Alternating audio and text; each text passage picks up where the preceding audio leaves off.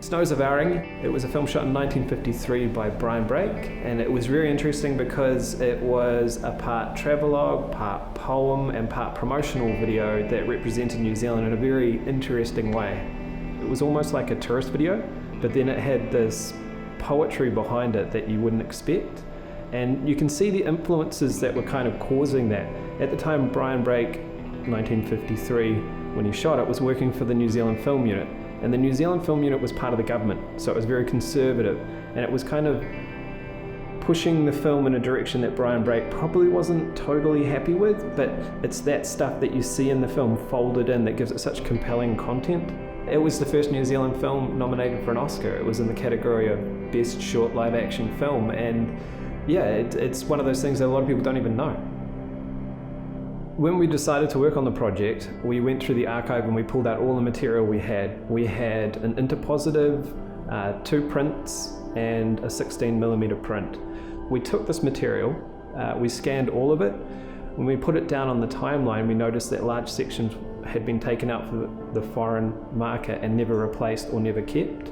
The reason for this is films at the time didn't go into an archive. They had no long-term idea of what they were doing with films in New Zealand.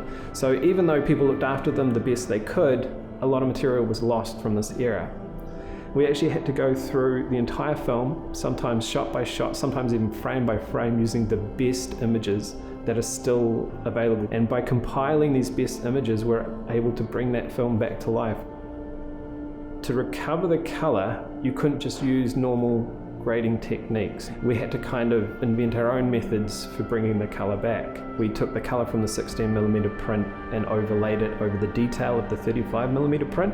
And on one particular shot, this shot of Queenstown, you can see the detail that we're able to bring back in the buildings while still maintaining that rich color of the 16mm print.